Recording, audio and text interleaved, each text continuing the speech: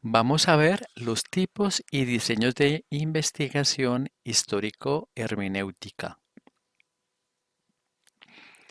Recordemos que la división fundamental es en investigaciones documentales que recogen información ya escrita, o sea que ya ha sido producida por otras personas, corresponde especialmente a las monografías. Y la división de campo que recoge información del mundo observable y que se divide, según la Escuela de Frankfurt, en crítico social, histórico-hermenéutica y empírico-analítica. Vamos a mirar la histórico-hermenéutica o cualitativa. Entre los tipos encontramos la etnografía, que viene de etnos, pueblo, y grafía, tratado o escritura. Es el estudio de un grupo humano, esto es, de sus creencias, conocimientos, prácticas, relaciones, etc. Ejemplos: nosotros hacemos CrossFit, etnografía sobre identidades deportivas, o los juegos recreativos tradicionales de la calle. La fenomenología, que viene de phenomenon, que quiere decir experiencia. Entonces es el estudio de las experiencias, de las vivencias que tiene un grupo humano, del significado que le atribuyen a esto que ellos han estado viviendo. Ejemplos: violencia y deporte, fenomenología. Actividades recreativas y sus beneficios para personas nicaragüenses residentes en Costa Rica. Biografía o autobiografía. De biografía de la vida, escritura.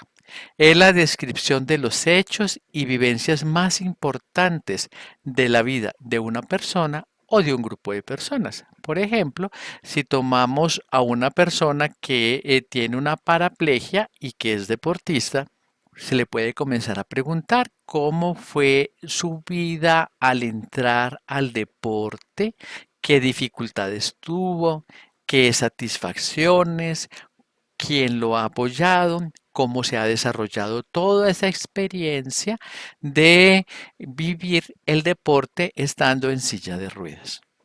Ejemplos: reconstruyendo la materia de didáctica de la educación física desde la perspectiva autobiográfica del alumnado. Recreación y práctica educativa, un puente para la vida. Teoría fundamentada. Esto es construcción de teoría, pero a partir de datos empíricos. Hubo un tiempo en que se hacía mucha teoría abstracta desde la reflexión teórica, es decir, sin ninguna base en la realidad. Y había investigaciones empíricas que se quedaban solamente en mostrar la realidad de ese grupo de personas, pero sin poderse generalizar de alguna manera. Aquí lo que se busca con teoría fundamentada es producir teoría abstracta, es decir, que se pueda generalizar, pero basada en datos recogidos empíricamente.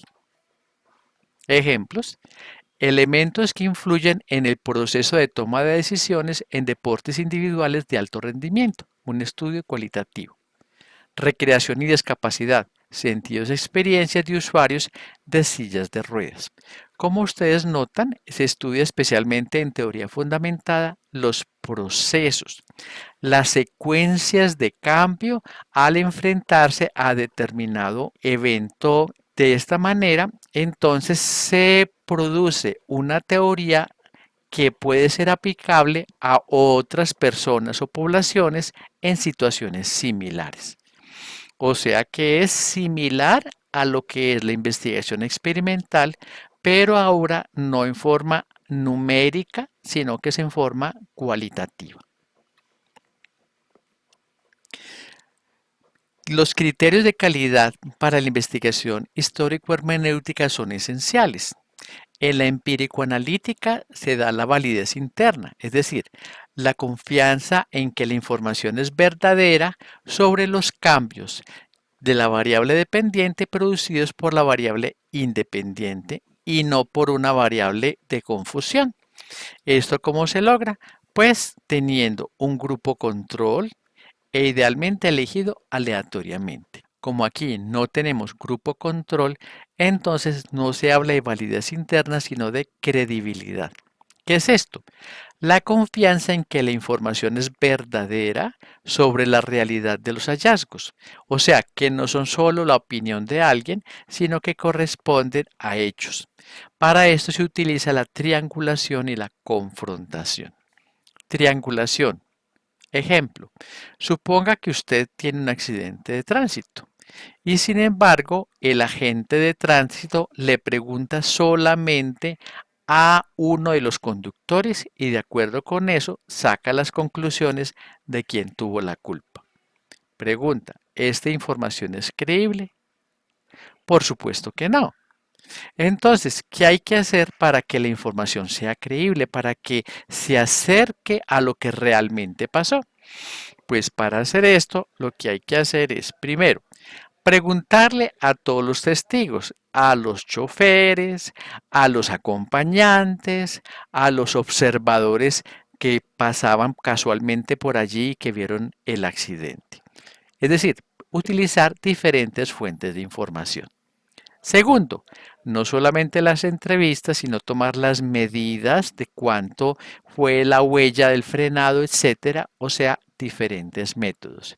Y finalmente, con toda esta información, el agente de tránsito se reúne con los demás, presenta la información y entre todos toman la decisión de qué fue lo que realmente pasó, o sea, diferentes investigadores. A esto se llama triangulación. Se miran las cosas desde diferentes puntos de vista, diferentes fuentes de información, métodos e investigadores.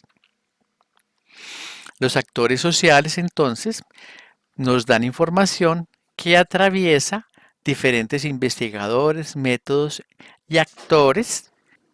De aquí se obtienen los datos, que es aquello en lo que todos concuerdan. Además tenemos la confrontación. Este es un hecho de la vida real. Un periodista fue al santuario del Jordán de la Virgen en Pereira, vio que había botellas de aguardiente y publicó que la gente iba allá a emborracharse. ¿Esto es cierto? ¿Qué le faltó? Preguntarle a los que iban allá. Si lo hubiera hecho, le hubieran dicho que allá hay un nacimiento de agua y que las personas llevan diferentes recipientes para llenarlos de agua para poder llevar esta agua a su casa. Entonces, ¿qué le faltó? Confrontar lo que veía con lo que decían los actores sociales. Entonces, tenemos los actores sociales que pasan a través de un proceso de triangulación para obtener los datos.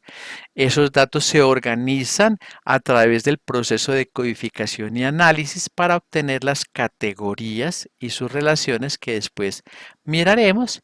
Y entonces esta información que se va organizando se confronta con los actores sociales para que ellos nos digan si realmente es cierto o no desde su punto de vista y se confronta con la teoría para que nos dé luz sobre lo que estamos diciendo de forma que esto se acerque a la realidad. Entonces, de esta manera, con esos procesos de triangulación y confrontación, le damos credibilidad a la información cualitativa, es decir, la información que ponemos se debe parecer mucho a la realidad.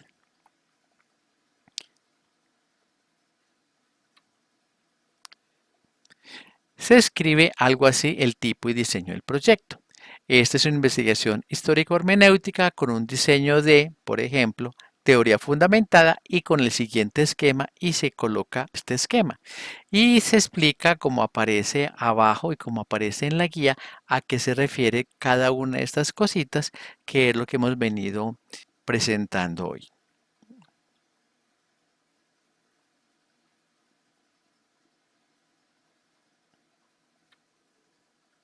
Con mucho gusto, nos vemos en la próxima clase.